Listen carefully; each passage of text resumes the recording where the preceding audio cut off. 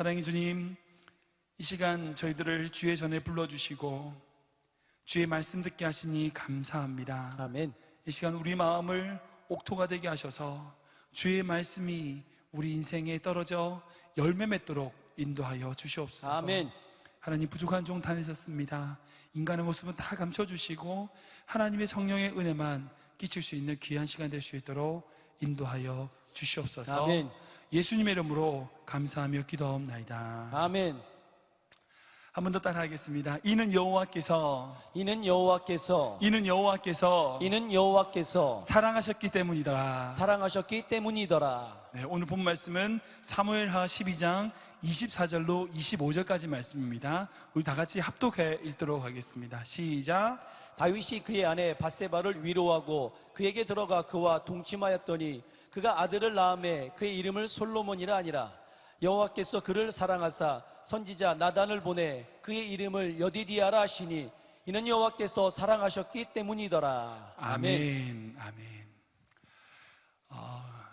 쉬운 질문 하나 드릴게요. 너무 쉬워서 5개에서 4개를 빼면 몇 개가 남죠? 1개가 남죠. 네, 뭐 복잡한 거 아닙니다. 5개에서 4개를 빼면 1개가 남습니다.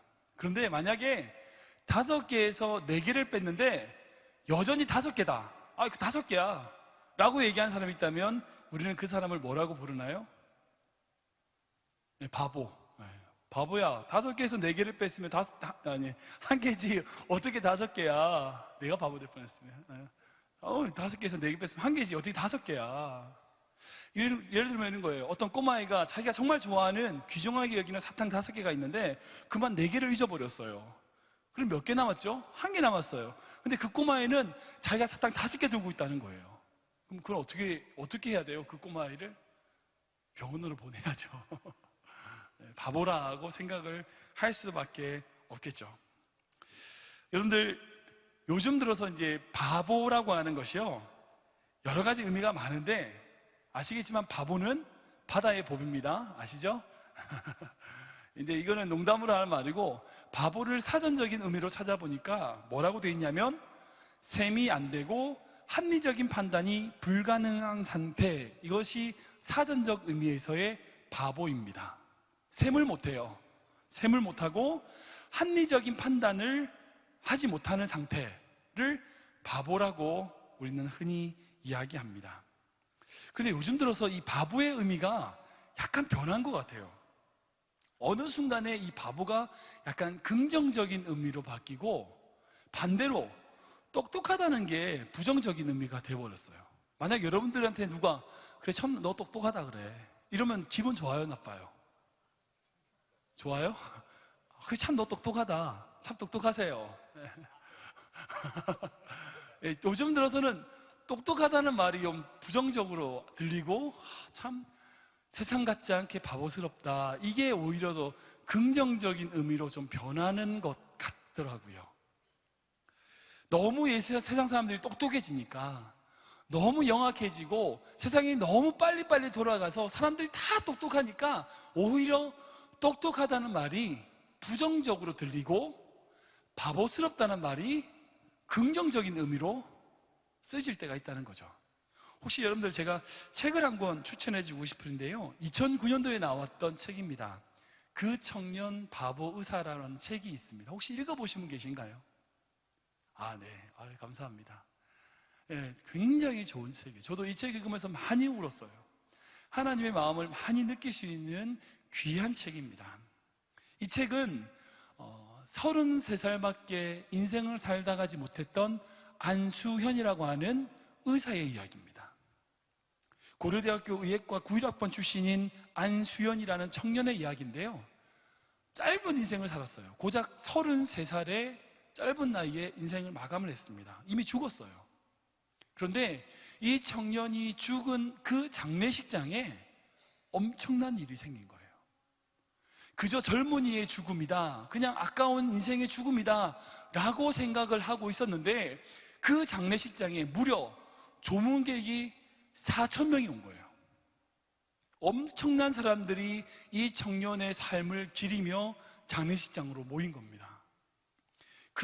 그래서 그 자리에서 이 청년이 어떻게 인생을 살아왔는지 인생의 스토리가 드러나기 시작했습니다. 이 책은 바로 그 청년이 어떻게 인생을 살아왔는지 그 인생의 이야기가 들어있습니다. 책 제목처럼 이 청년은 바보처럼 인생을 살았습니다. 이 청년이 의사를 되기 위해서 인턴과 레지던트 과정을 거치게 되는데요, 그때의 의사들의 분문율이 있습니다. 그건 뭐냐면 환자들에게 잘해주면 안 된다는 겁니다. 환자들에게 잘해주면 그만큼 의사가 힘들어져요. 그래서 의사들에게는 불문율처럼 환자들에게 잘해주면 안 돼, 이게 전통적으로 남아있었다는 겁니다. 그런데 이 청년은 의사들에게 잘해준 거예요. 환자들에게 잘해준 거예요. 환자들의 이야기에 귀를 기울여줬습니다. 환자들의 이야기를 듣다가 꼬박 밤을 새기도 하고요, 심지어는 어떤 꼬마 환자와 약속을 했다고 그 꼬마 아이를 위하여 부산까지 선물 보따리를 들고 찾아가기도 하고요, 힘들고 어려운 환자들을 만나면 그 사람들의 이야기를 다 들어주면서 따뜻하게 대화를 나눠줬던 의사였습니다. 바보 같은 의사였습니다. 그뿐 아니라 간호사들에게도 바보 같은 의사였습니다. 어떤 간호사가 실수로 그만 약병을 깨뜨려 먹으러 말았어요. 비싼 약이었어요. 그 간호사가 책임을 져야 됨에도 불구하고 이 안수연이라고 하는 청년 의사가 그 약병을 대신해서 자기가 책임을 지고 밤새도록 일을 하면서 그것을 보충해주는 일을 했던 그런 바보 같은 의사였습니다. 그리고 2000년대 초반에 한국에 굉장히 의료 파업이라고 굉장히 어떤 큰 문제가 이슈가 됐던 적이 있었어요. 모든 의사들이 병원을 버리고 밖에 나가서 데모를 했던 그때는 일이 있었습니다. 그때도 이 청년 의사 바보는 왕따가 될 것을 각오하고, 뻔히 왕따가 되는 거죠. 그것을 각오하고 병원, 환자들 곁을 지켰어요. 의사들이 다 빠져버리니까 병원이 텅 비어버린 거예요. 그래서 일주일 동안, 그 파업 기간 일주일 동안 잠을 못 자는 건 물론이고 밥 먹을 시간도 없이 환자들을 돌보고 섬겼던 그런 바보 같은 의사였습니다. 그 장례식장에서 어떤 할아버지가 이 청년의 영정 앞에 무릎을 꿇고 오열을 하기 시작한 거예요. 눈물 흘리고 이 청년에게 정말 이 청년은 나를 유일하게 인격적으로 대해줬던 분입니다 라고 이야기한 거예요. 이 할아버지가 누구냐면 이 청년이 다녔던 그 병원 앞에 구두 닦기를 하는 할아버지였어요. 다른 의사들은 다 자기를 무시하지만 이 청년 의사는 아침에 출근할 때 나갈 때마다 자신에게 찾아와서 춥지 않느냐고 따뜻한 우유 하나 건네주면서 웃는 얼굴로 환하게 인사해주는 유일한 사람이었다고 간증을 했습니다. 병원에서 세탁 일을 하는 아주머니 또한 눈물 흘리며 오열 흘리며 이 청년에 대해서 이야기하기 시작했습니다. 자기가 병원에서 열심히 일하고 있어 힘들게 일할 때마다 자기에게 찾아와서 나를 챙겨주고 춥지 않냐고 괜찮으시냐고 물어봐주며 하나님의 사랑을 보여줬던 유일한 의사였다라고 간증했던 겁니다. 이 청년의 이야기를 제가 다 이 시간에 얘기해 드릴 수가 없습니다. 꼭 기회가 되신다면 이 책입니다. 그 청년 바보 의사라고 하는 책인데요, 꼭 기회가 되시면 읽어보시기 바랍니다. 이 청년의 인생 가운데 숨어있는 하나님을 여러분들 만나시게 될 겁니다. 그렇게 세상의 방법이 아닌 손해를 보고요, 헌신하고 자기 이익을 잘 챙기지 못하는 사람을 요즘 들어서는 바보라고 부르기 시작합니다. 그러니까 이기적이지 않고요, 다른 사람을 위해서 살아가는 이타적인 사람, 자기만을 생각하는 사람이 아니라 다른 사람을 걱정해주고 그것을 위해서 살아가는 사람을 요즘 들어서 바보라고 부르기 시작한다는 거죠. 요즘 TV나 뭐 보면 아빠들을 칭하는 대명사가 있죠. 뭔지 아세요? 딸바보. 들어보셨죠? TV라든지 뭐 연예인들 무슨 뭐 그런데 프로 보면 뭐 딸바보 아빠 뭐 이렇게 얘기하잖아요. 요즘 들어서 아빠를 딸 앞에서 어쩔 줄 몰라 하는 그 아빠를 일컬어서 딸바보라라고 부릅니다. 혹시 여기 아빠 계신가요? 다 청년들밖에 없으니까 아빠 계신지 모르겠지만 여러분들 아빠신데 딸에게 엄격하신가요? 합리적이신가요? 셈을 잘 하세요? 예를 들면 이런 겁니다. 한 달에 용돈 100불 이러면 딱 100불 주고 나서 일주일째 지나지 않아서 딸이 아빠한테 찾아오죠. 아빠. 그럼 어떻게 하세요? 야, 한 달 용돈 100불 주기로 했으니까 더 없어. 이렇게 하세요? 아니면 엄마한테 말하지 마 하고 주세요. 여기 계신 딸들 아빠한테 받으셨어요? 안 받으셨어요? 네, 다 주죠. 딸 바보니까, 딸을 사랑하니까. 네. 엄마는 어떻습니까? 엄마는 어떻습니까? 아들 바보 아닌가요? 막 짜증내기도 하고 화내기도 하지만 아들이 원할 때 챙겨주지 않나요? 저희 와이프만 그런가요? 딸에겐 안 주지만 아들한테 몰래 주시잖아요. 그래서 딸들이 대부분 엄마한테 이렇게 얘기하죠. 엄마는 아들밖에 없어. 뭐 여러분들 가정 얘기 아닌가요? 어떤 분들이 이렇게 얘기할 수 있어요. 우리 부모님은 안 그래요. 우리 부모님은 저에게 철두철미합니다. 저희 부모님은 저희들에게 합리적으로 뭐 바보처럼 하지 않고 똑바로 끌시고 턱실 끊고 그렇게 하시는 분이에요. 왜 그런지 아세요? 그렇게 생각하는 자녀가 있다면 철이 안 들어서 그래요. 철이 들면 그렇게 똑똑하고 그렇게 계산을 잘 하시는 분임에도 불구하고 적어도 자식에겐 우리 부모님은 바보였구나 깨닫게 됩니다. 그것을 깨달을 때 부모님의 사랑을 온전히 알게 되는 거죠. 사랑하는 그 대상을 위해서 아무런 셈도 하지 않고 합리적인 판단을 내리지 못하는 사람을 바보라고 한다면 저는 오늘 본문에 나와 있는 다윗이 바로 그 바보라고 생각이 듭니다. 혹시 오늘 통독분량을 읽어오신 분이 계실지는 모르겠는데요, 오늘 통독분량을 쭉 읽어보면 다윗이 사무엘하 11장에 엄청난 죄를 짓습니다. 엄청난 죄를 지어요. 무슨 죄를 짓는지 다 아시죠? 첫 번째는 밧세바를, 이웃집 사는 여자, 이웃집 남편, 이웃집 아내, 그 밧세바를 간통하는 사건을 벌립니다. 이것도 정말 나쁜 죄예요. 그런데 두 번째 죄는 더 나쁩니다. 그건 뭐냐면 자신의 간통 사실을 숨기기 위하여 방법을 막 써요. 우리아를 데려오기도 하고요, 막 그런 수단, 여러 가지 방법을 쓰지만 결국 그 모든 방법이 실패하자 어떻게 합니까? 그 우리아를 죽이게 되죠. 여러분들, 그 사람을 죽이고 나면 그것은 더 이상 되돌이킬 수가 없잖아요. 되돌이킬 수 없는 죄를 다윗이 저지릅니다. 근데 그 다윗이 어떤 다윗이냐? 그 다윗은 어떤 다윗이냐면요, 우리가 오늘 읽어야 될 그 분량에 보면 정말 하나님을 사랑했던 다윗이라고 얘기하고 있어요.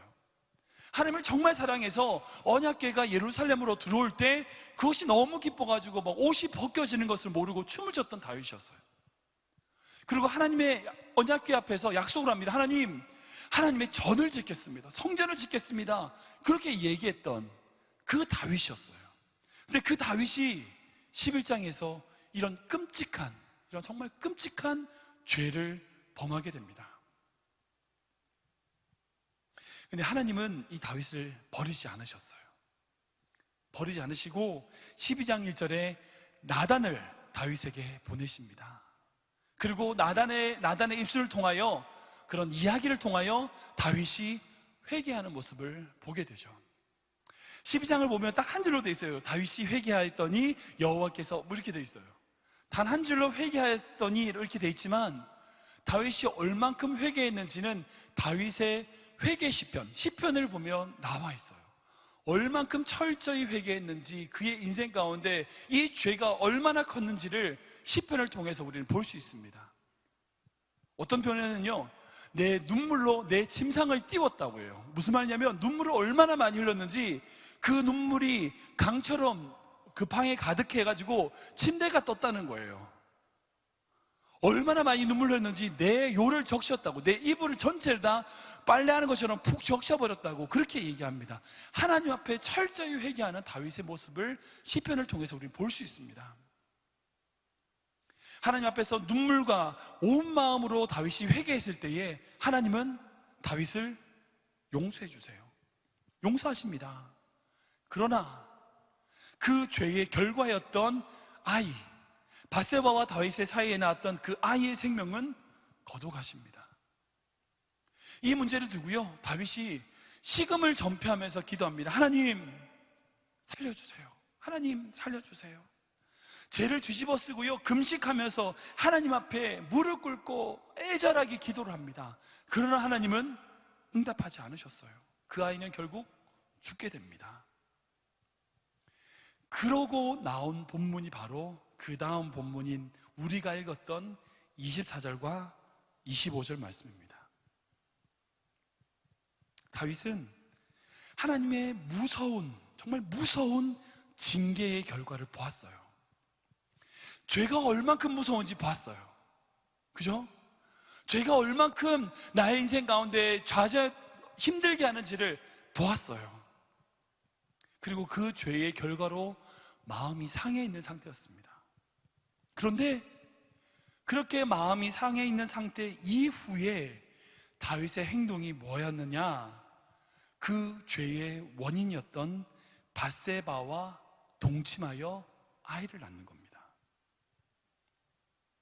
여러분들, 이 다윗의 행동이 이해가 되십니까? 솔직히 저는 이해가 안 됐습니다. 일반적인 입장이라면요, 지금 다윗의 행동은 정상적이지가 않아요. 일반적으로 보면 이 다윗의 행동은 비극히 비정상적입니다. 이웃집 여자인 밧세바를 사랑한 것 때문에 다시는 되돌이킬 수 없는 죄를 저질렀어요. 그리고 그 죄의 결과로 자기가 낳은 아이가 죽었어요. 그런 큰 벌을 받았어요. 그리고 그렇게 살려달라고 하나님께 기도하고 애원하고 금식하고 나아갔는데 하나님이 들어주시지 않았어요. 긍휼을 베풀어 주시지 않으셨어요. 하나님이 그 아이를 죽이셨어요. 그런데 그 사건의 당사자인 밧세바를 다시 취하러 갈 수 있겠습니까? 정상적인 사람이라면 이 밧세바를 버리는 것이 당연할 겁니다. 그것이 또한 합리적일 것입니다.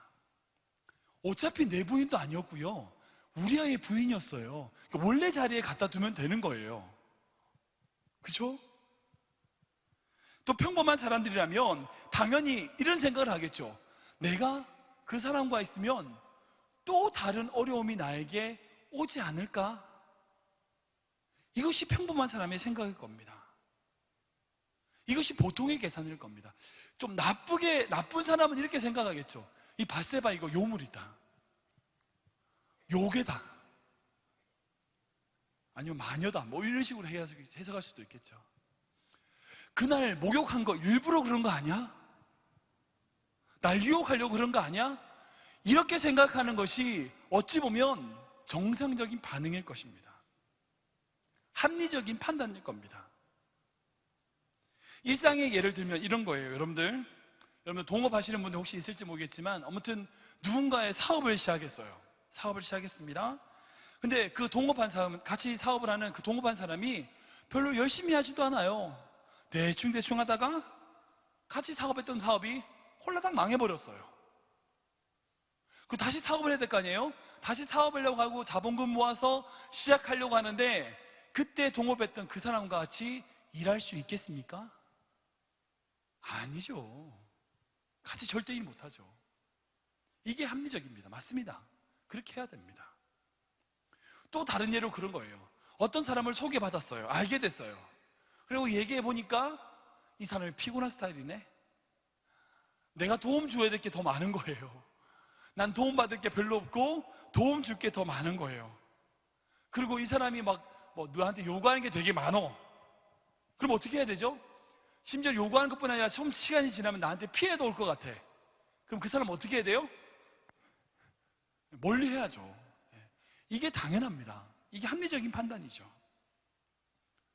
또 다른 예를 보면요, 교회 안에서 어떤 사람에게 다른 사람을 통해서 힘든 일이 있었던 분들에게는 이런 이야기를 할 수 있을 겁니다. 그 사람만 보면, 교회 와서 그 사람만 보면 화가 치밀어 올라요. 은혜가 안 돼요. 누구 때문에 상처받았어요. 근데 그 사람을 보면 더 이상 은혜가 안 돼요. 화가 치밀어 올라요. 예배 드리러 딱 교회 왔는데 딱 맞으셨어요. 그럼 그날 예배는 완전히 망친 거예요. 그럼 어떻게 해야 되죠? 교회를 옮겨야죠. 당연하죠. 그 사람이 이 교회 다니는 한 내가 다른 교회를 가서 예배를 드려야죠. 나도 영인데 나도 살아야 되잖아. 내 영도 살아야 되니까 다른 교회 가서 예배 드리는 것이 합리적입니다. 맞습니다. 당연합니다. 그렇게 하는 것이 합리적인 판단입니다. 다윗도 마찬가지로 이 밧세바를 버리고 떠나는 것이 합리적일 것입니다. 합리적이고 당연한 계산이고 당연한 반응일 것입니다. 그런데 다윗은 그렇게 하지 않았어요. 소위 바보처럼 다시 밧세바에게로 갔습니다. 심지어는 24절 말씀 보면 그의 아내 밧세바를 위로했다고 말하고 있어요.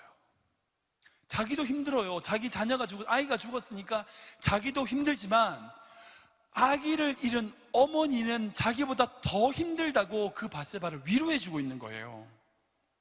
자기도 힘들지만 자식을 잃은 어미가 어떤 마음인지 그 마음을 위로하고 있는 겁니다. 그리고 동침해서 다시 아들을 낳아요. 그 아들이 솔로몬이에요. 다윗이 합리적인 판단을, 합리적인 생각을 하지 못해서 그럴까요? 아니면 어떤 분이 그런다고, 정말 예뻐가지고 그런 거 아닐까요? 밧세바가 너무 예뻐가지고 홀려가지고 그렇게 그런 판단을 하게 된 걸까요? 저는 어떤 어려움이 나에게 찾아온다 하더라도 밧세바를 사랑하는 것을 멈추지 않을 것이다라고 하는 다윗의 결단이 없이는 이 행동을 하지 못했을 거라고 생각이 듭니다. 여러분 생각해 보세요. 다윗은 지금 어떤 여자든지 취할 수 있는 절대 왕권을 가진 사람이에요. 어느 여자든지 취할 수 있는 절대 왕권을 가진 자로서 그저 이웃집의 예쁜 여자를 취하는 호기로 죄를 범했다면 다윗은 결코 이렇게 반응하지 못했을 겁니다. 다시 밧세바에게로 가서 다시 아들을 낳는 그런 행동을 하지 못했을 것입니다.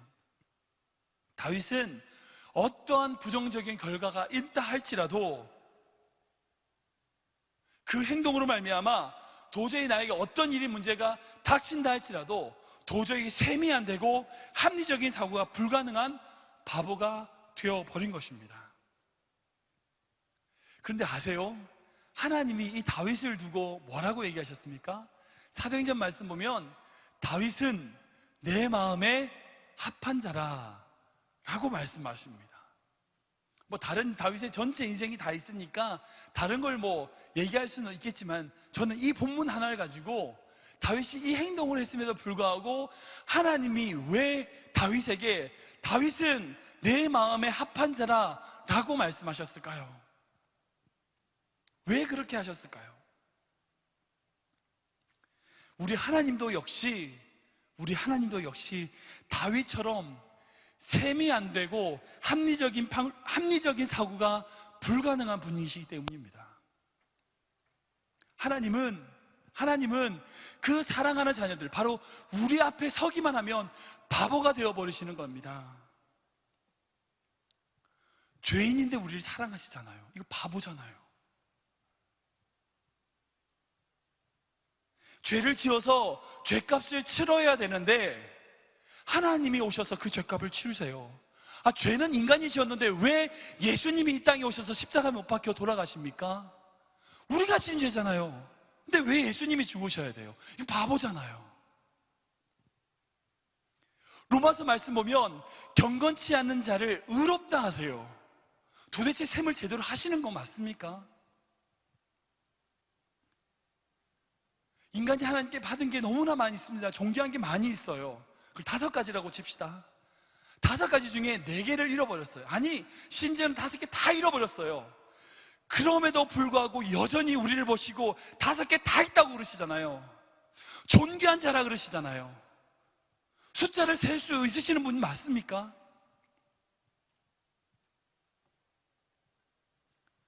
이 사실이 우리에게 복음이 됩니다. 하나님이 바보란 사실이 우리에게 복음이 되는 거예요. 다윗이요, 만약 다윗이 합리적인 판단을 해서 밧세바를 버렸으면 솔로몬은 이 세상에 없습니다. 그죠? 인간적인 생각과 합리적인 생각으로 다윗이 밧세바를 버렸으면, 밧세바를 원위치에 갖다 놨으면 이 세상에 솔로몬은 없습니다. 하나님이 만약 합리적인 판단으로 우리에게 우리의 죄를 물으신다면요, 우리는 이 세상에 없습니다. 여러분들은 모르겠지만 적어도 저는 없어요. 저는 이 자리에 있을 수 없습니다. 저는 다윗처럼 되돌이킬 수 없는 죄를 범한 인간이고요, 아간과 같은 인간이고요, 예수님을 팔았던 가룟 유다 같은 인간입니다. 저만 그런가요? 여러분들 아니세요? 만약 여러분들의 죄를 하나님이 직접 여러분들에게 물으신다면 여러분들이 이 세상에 있을 수 있으십니까? 그러기에 여러분들, 제가 바로 여디디아예요. 여러분들이 바로 여디디아입니다. 하나님이 합리적인 사고로, 합리적인 판단으로 어떻게 계산하여 사랑하는 것이 아니고 바보처럼 그저 우리를 사랑하시기에 우리가 여기에 있는 것입니다. 우리가 이 세상에 어떻게 살아있을까요? 이는 여호와께서 사랑하셨기 때문이라. 우리가 어떻게 이 자리에 있을 수 있나요? 어떻게 여러분들 예배 드릴 수 있어요? 이는 하나님이 여러분들을 사랑하셨기 때문입니다. 여러분들 어떻게 귀한 가정을 이룰 수 있습니까? 이는 하나님이 여러분들을 사랑하셨기 때문입니다. 어떻게 여러분들이 직업을 가지고 생업을 가지고 직장에서 일을 하면서 하나님을 영광을 위하여 일할 수 있습니까? 이는 하나님이 여러분들을 사랑하셨기 때문입니다. 우리의 모든 것이 하나님이 우리를 사랑하셨기 때문입니다. 다른 것이 계산이 안 되는 거예요. 다른 것을 덮으실 수 없는 거예요. 오직 하나님의 그 바보 같으신 사랑이 있기 때문에 우리가 있는 줄 믿으시기 바랍니다. 이 시간 찬양을 하나 나누기를 원하는데요, 제가 어제 말씀을 준비하면서 이 찬양을 얼마나 많이 울었는지 몰라요. 이 찬양을 부르면서 오직 주의 은혜로 우리가 살아가는 것입니다. 이 세상을 살아가는 인생, 이 세상을 살아가는 모든 것이 다 주님의 은혜입니다 라고 고백할 수밖에 없더라고요. 이 찬양의 고백이 저만의 고백이 아니라 우리 모두의 고백 되기를 소원합니다.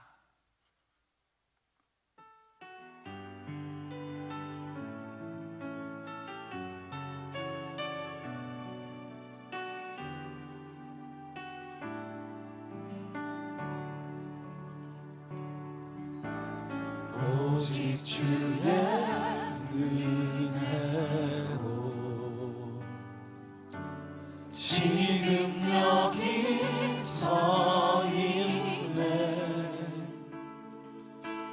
한없는 경배, 한없는 찬양, 내 영혼 예배 드리네. 나를 위해 이 땅에 오신 주의 그 은혜, 십자가 고통 이기신 주님, 은혜 어찌 잊으리. 주의 날 세우시네. 주의 보게 하시네.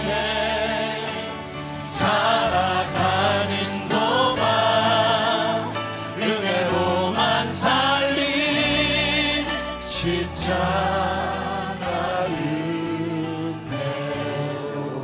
오직 주의 은혜로, 오직 주의 은혜로 지금 우리가 여기 서 있습니다. 지금 여기 서 있네. 한없는 경배와 찬양을 한없는 경배, 우리 주님께 올려드립니다. 한없는 찬양, 내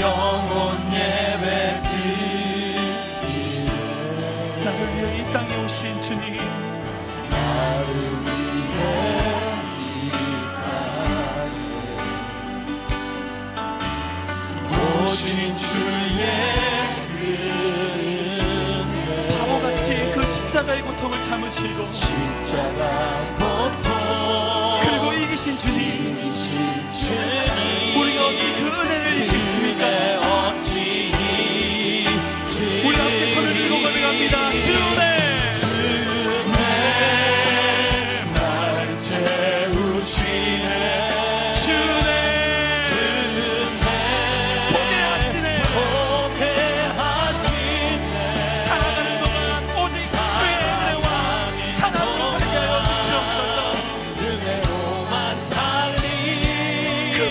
그 바보 같은 십자가의 은혜로 주네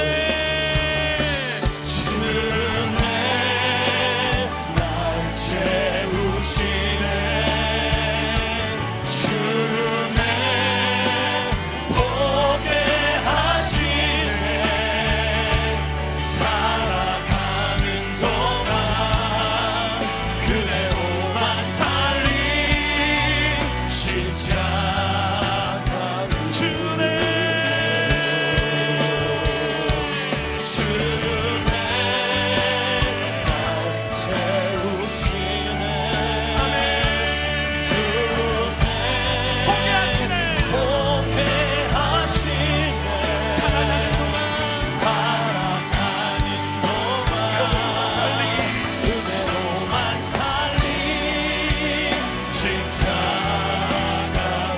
이 시험으로 기도하기 원합니다. 기도하실 때에 하나님 나를 사랑하신 주님의 그 바보 같은 사랑을 내 마음 가운데 받게 하여 주시옵소서. 나를 위하여 십자가에서 모든 것 주신 주님, 주의 그 사랑 가운데 내가 거하게 하여 주시옵소서. 이 주님 한번 부르짖고 전심으로 기도합니다. 시작! 주님! 아버지 하나님, 주님의 그 사랑 가운데 거하게 하여 주시옵소서. 아버지 나를 사랑하신 주님, 바보같이 나를 사랑하신 주님, 아무것도 하나님께 불구하고 아무것도 아닌 이름으로 사랑하셨기 때문이다. 하나님께서 우리를 사랑하심으로 말미암아 우리는 나와서 예배드리는 줄 믿습니다. 하나님께서 우리를 사랑하심으로 말미암아 우리가 주님을 예배하는 줄 믿습니다. 주님 받아주시고 역사에 주옵소서. 주님으로 인도하여 주시옵소서. 아버지 하나님 여호와께서 우리를 사랑하셨기 때문인 줄 믿습니다. 그 사랑의 힘으로 하나님을 더 예배하게 도와주시고 하나님께서 이루어드리게 도와주시며 하나님 말씀 안에 거하게 도와주시옵소서. 아버지 하나님 기뻐 맞추시옵소서. 이는 여호와께서 우리를 사랑하셨기 때문에 우리가 주 앞에 나와 예배드리는 줄 믿습니다. 아버지 하나님 이제는 우리가 주님을 사랑한다 고백하게 하옵소서. 주님께서 우리를 사랑하셨으므로 오늘 우리 입으로 주님을 사랑한다 고백하며 오늘 입으로 우리 주님께 예배함으로 사랑한다 고백하며 하시고 하나님의 이름을 살려주옵소서. 은혜를 주옵소서. 목을 주옵소서. 주님 받아주시고 역사여 주옵소서. 하나님 사랑합니다. 하나님을 경배합니다. 하나님을 예배합니다.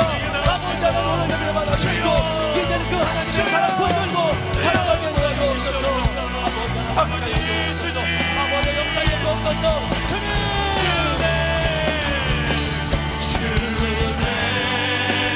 날 채우시네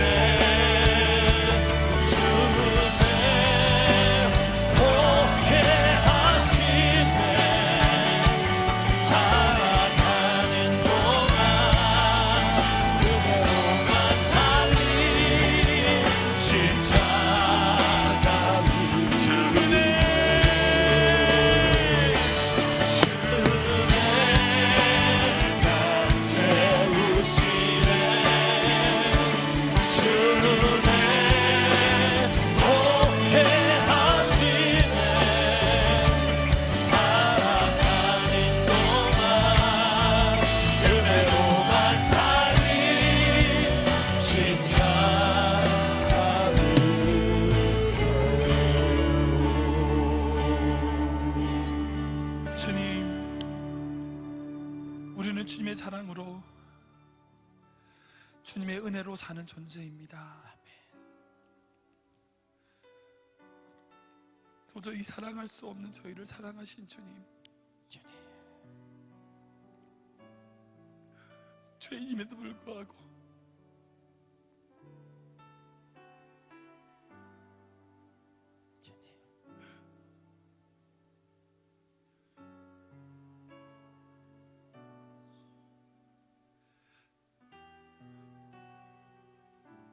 이는 내 사랑하는 아들이라 말씀하신 주님, 주님의 그 사랑만이 우리를, 주님의 그 은혜만이 우리를 살게 합니다. 아멘. 하나님, 이제 우리 삶 속에서도 그 주님의 바보 같은 사랑을 닮아 우리의 합리적인 생각과 이익에 따라 사랑하지 않게 하시고,